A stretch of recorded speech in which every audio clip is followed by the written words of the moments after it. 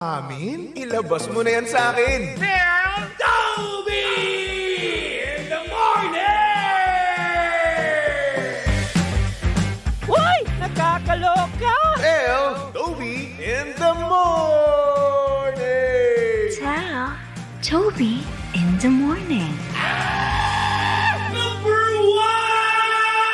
1! 6.7 Energy FM!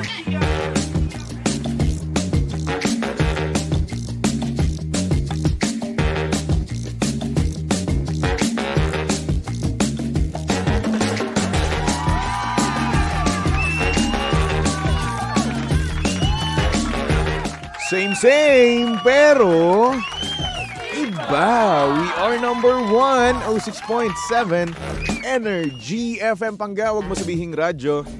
Sabihin mo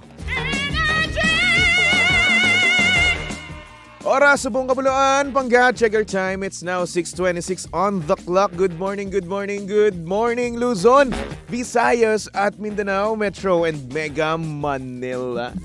At syempre, good morning din sa mga pangga natin dyan. Hanggang ngayon natutulog pa rin, no? Oo. Late na. Oy, gising na, oy. Ano na? Hindi ka estudyante, papasok ka, uy. And syempre, good morning din naman sa mga pangga natin kanina pa gising, no? Oo, sa mga panggaan natin dyan na nagtatrabaho na kanina pa, walang tigil, walang pagod para sa pera. Ayan, shoutout naman po sa inyong lahat. At syempre, huwag natin kakalimutan, no? Mga papadriver natin, papakonduktor natin, hello po sa inyong lahat. Ayan, at syempre, hello din sa mga pangga natin dyan, bagong gupit, no? Ang tanong, buhay pa ba?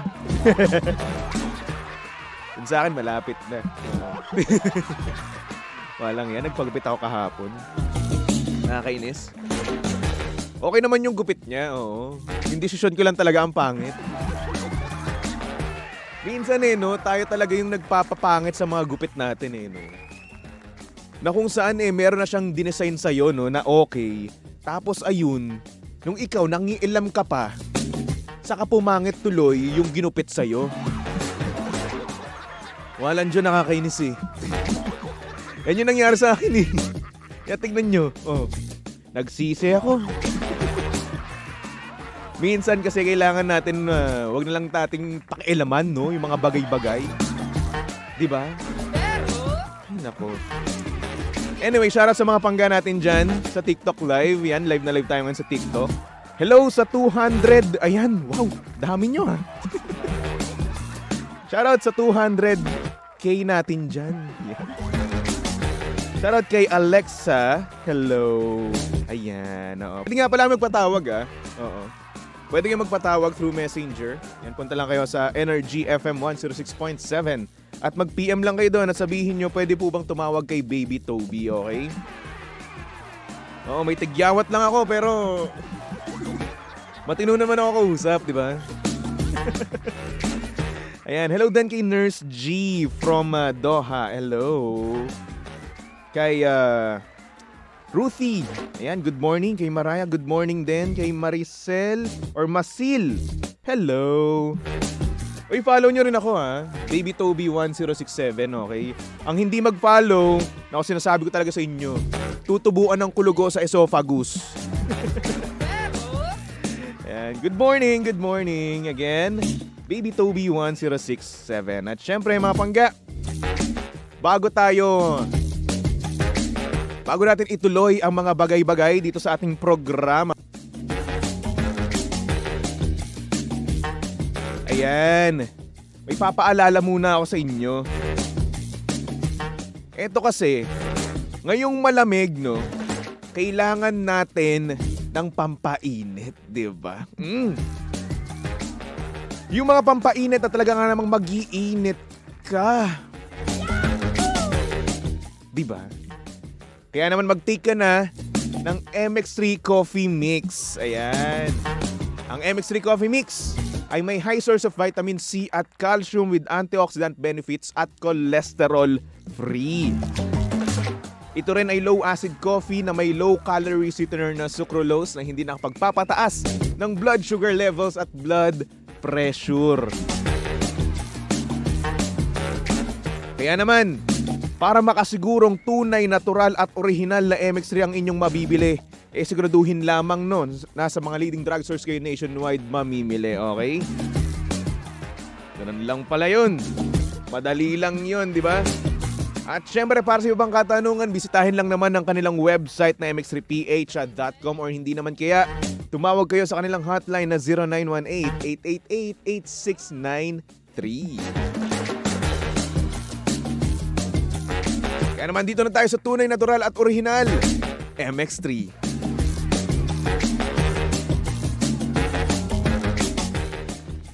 Anyway, hello din nga pala sa mga pangga natin, no?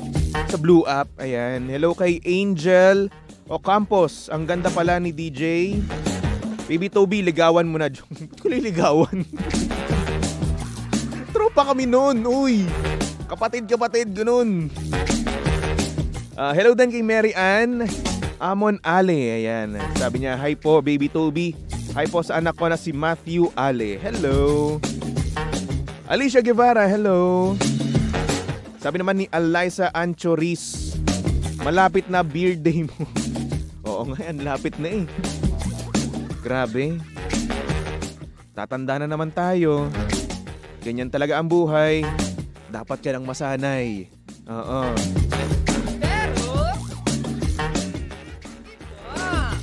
Good day. Hello din kay Tom Padilla. Good morning.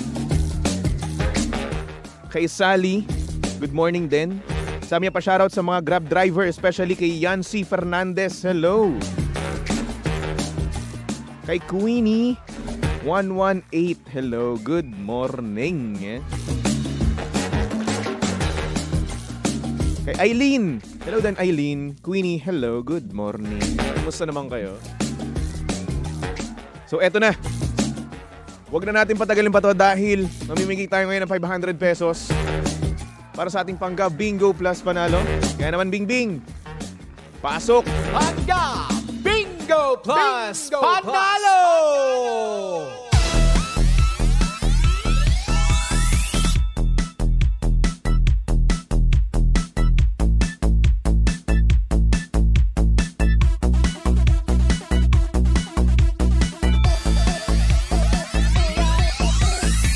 So dahil nandito na nga si Bingbing, heto na.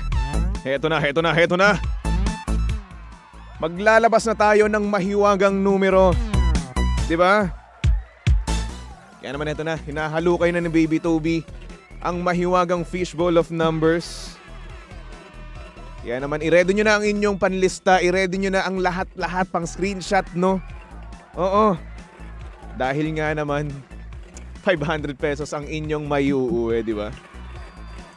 So, ang nabunot ni Baby Toby para sa programang Tell Toby in the Morning ay number 3. Ayan, number 3 ang nabunot ni Baby Toby. Kaya naman, ilista nyo na yan, screenshot nyo na lahat-lahat na, okay? Para nang sa ganun, hindi nyo makalimutan, di ba? Dahil nga naman, pag napatapat sa paroleta ni Kuya Chico, ang aking programa, no? Ay nako, number 3 ang inyong sasabihin, okay? Siyempre, abangan nyo rin yung bawat programa ng Energy FM, di ba? Kasi nga naman, bawat programa namin, mamimigay ng numero na tatandaan nyo. Mula sa akin hanggang sa anong drama mo, okay? Siyempre, ang Pangga Bingo Plus Panalo ay hatid sa atin ng Bingo Plus. Sa Bingo Plus, bingo sa saya, plus sa panalo. Thank you so much, Bing Bing.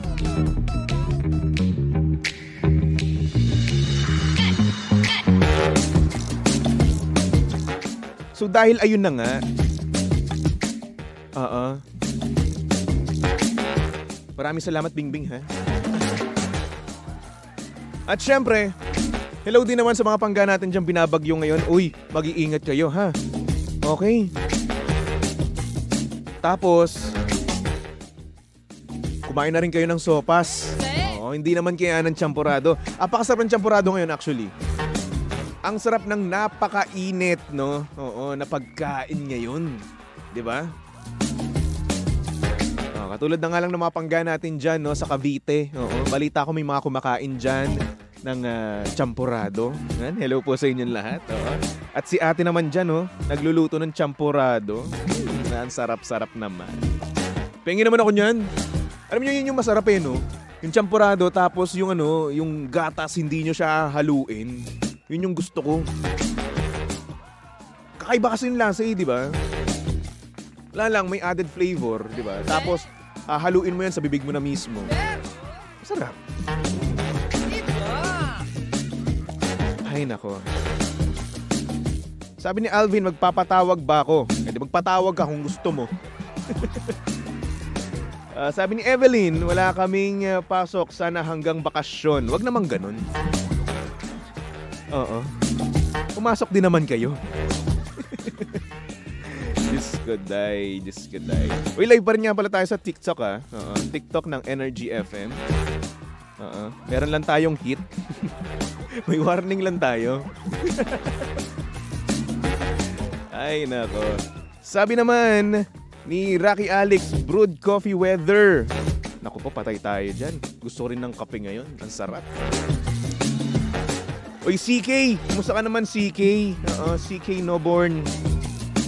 CK napakayaman na nito ni CK di ba? Sabi ni Alvin, yan yung request ko sa asawa ko ngayon with matching danggit at tuyo. Di pa ako nakakain ng tuyo. Sorry na naman. Kasi, hindi naman ako sa rich kid, no? Parang, hindi pa ako nakakain, yun lang. Di pa nasaktohan, di ba? Vilma, hello sa'yo, Vilma. Sabi good morning. Unexpected long weekend suspended na ulit klase. Dapat nga lang naman talaga kasi safety first, di ba? Kasi kung hindi natin uunahin yung safety nyo, yung kalagayan nyo, ay nako, paano gagawin natin, di ba? Gusto nyo ba malagay ko sa peligro? Mas okay na yun, di ba? Tsaka kayo naman, alam ko namang ayaw nyo rin naman talagang pumasok. Di ba? Tamad na tamad din naman kayo. Pag nandun kayo sa school nyo, tititigan nyo lang yung crush nyo. Di ba? Yun lang naman ginagawa nyo doon, di naman kayo nakikinig. Style nyo, bulok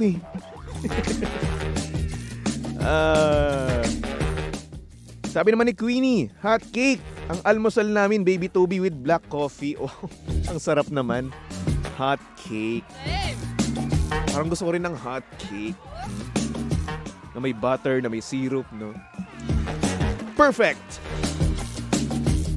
Anyway, siya, ito na. Meron tayo ngayong sender. Ipasok na natin yan dito sa TT in the morning. Oh yeah, TT in the morning. Why? Ang aga-aga ha. Tell Toby in the morning.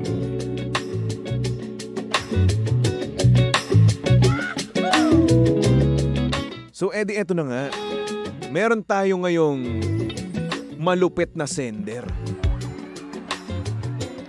Kasi sobrang lupit. Ay nako. Mapapawaw ka talaga. Diba?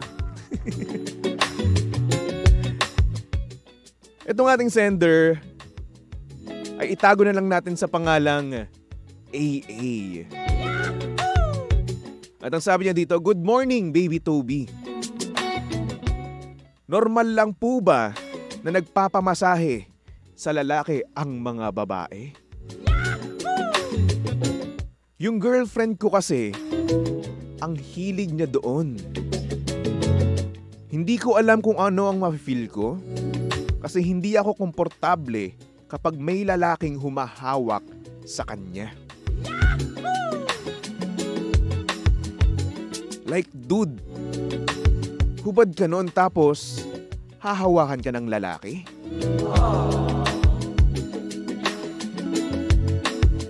Sino nga naman ba talaga ang magiging komportable sa ganung bagay, di ba? Pero, ayun na nga, tinanong ko rin sa kanya yung ganung bagay. Pero ang sagot niya, mas masarap kasi yung puwersa ng lalaki. Dude, nung sinabi niya yun, napalunok na lang ako bigla. At hindi ko alam kung ano ang iisipin ko or mafe-feel ko. Kung hahayaan ko lang ba o pagbabawalan ko na siya. Ang hirap naman nun. Diyos ko, ano ba ang dapat kong gawin? Maraming salamat, Baby Toby, and more power sa inyong estasyon.